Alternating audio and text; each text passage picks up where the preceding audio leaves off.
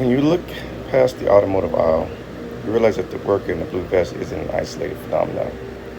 He is a microcosm of a much grander architecture. This is in reference to yesterday's upload.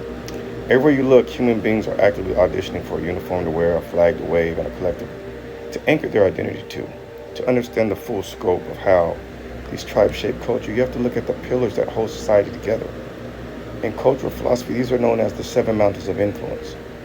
These seven areas dictate how human beings think, what they value, and who they become. Every single mountain is managed by organizations, institutions, and tribes that promise the exact same thing that Blue Vest did. Got Blue Walmart Vest. Belonging, confidence, and self-esteem if you want to control your identity. You have to understand the specific uniforms being handed out on each of these seven peaks. Number one, the mountain of business. We start where our baseline observation lives, the arena of commerce and finance, which dictates the physical resources, innovation, and economic flow of the world here. Here, organizations range from global retail conglomerates to elite investment firms. When a person steps onto this mountain, they immediately look for an emblem of utility. For the retail worker, it is a blue vest. For the corporate executive on Wall Street, it is a tailored bespoke suit. These garments aren't just fabric, they represent a localized hierarchy within these organizations. Individuals find confidence through their mastery of systems, markets, and production. The tribe enforces an identity of execution. When you belong to a powerful corporate entity, you walk into a room backed by the prestige and market dominance of that collective. Number two, the mountain of government and law. This is the arena of governance, policy, and raw structural authority. The organizations on this mountain are some of the oldest tribes in human history. Military branches, federal agencies, and judicial courts. These uniforms here are explicit and strictly regulated. Think of the tactical gear of a first responder, the stark robes of a judge, or the immaculate dress whites of a naval officer. On this mountain, the individual identity is intentionally minimized to elevate the identity of the institution. When a person joins a military unit, they are issued a uniform. This process forces an immediate shift in identity. The person no longer moves as an isolated individual. They move with the discipline and sheer force of an entire nation state, anchoring their self-esteem directly to duty and authority. The third mountain of education.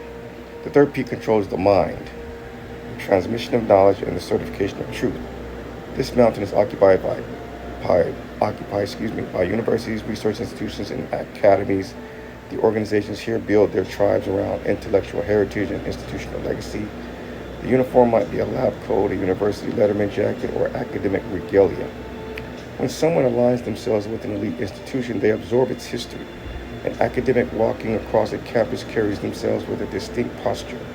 Because they belong to a tribe of historical intellect, they find confidence in their credentials and the collective validation of their peers. The institution frames their reality, telling them that they are the gatekeepers of progress.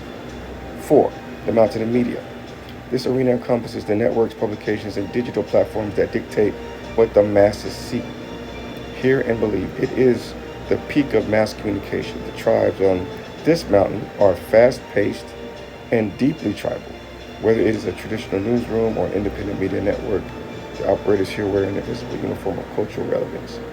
They control the narrative. Belonging to a powerful media organization grants an individual an immense sense of personal significance. They aren't just absorbing events, they are framing them for millions.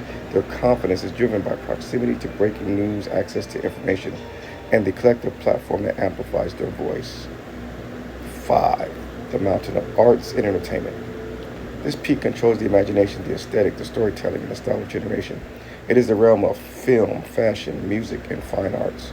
Unlike the structured mountains of government or business, the organizations here, studios, design houses, and creative collectives, often wear a uniform designed to reject standard conventions, yet it remains a strict uniform. The avant-garde designer of the heavy production music collective has a distinct aesthetic that signals alignment with a specific creative tribe. When a creative operator finds their home in an artistic collective, their self-esteem skyrockets because their internal expression is validated by an outer circle, transforming individual sensitivity into collective power.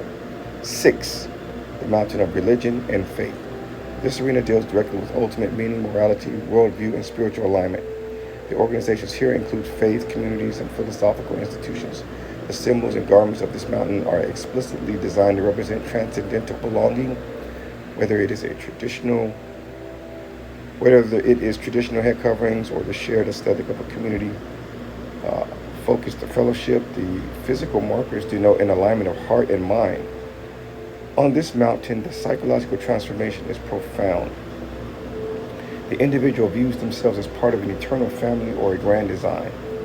This framework completely rewrites their identity, instilling deep resilience and unshakable confidence, backed by a community that reinforces those core convictions daily. 7. The mountain of family. The final peak is the foundational unit of all human society. The micro-tribe of the household, the lineage and the immediate community infrastructure that supports it. While it may not have corporate logos or official uniforms, the family organization uses legacy, heritage, and names as its emblems.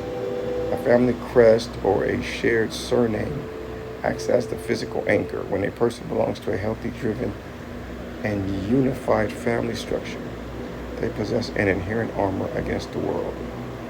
They know they have a baseline collective that will never lock them out. This foundational tribe builds the initial layer of self-esteem and confidence that allows an individual to go out and conquer the other 6 mountains. The ultimate architectural choice. Every single human being is walking up one or more of these 7 mountains, looking for a flag to stand under.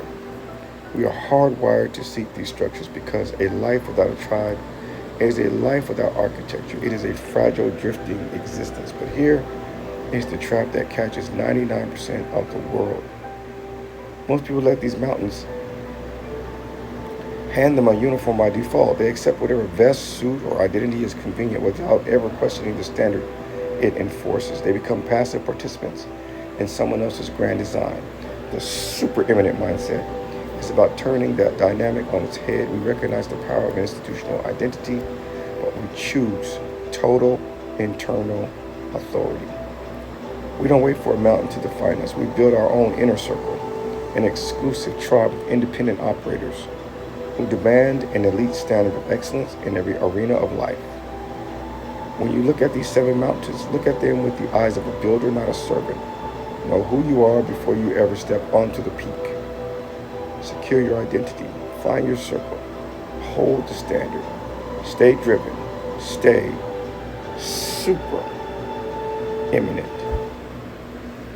I'm going to post a comment and my website link down in the comments, so go ahead and click on that and go ahead and hit the subscribe button if you found value in this video or any of my other videos.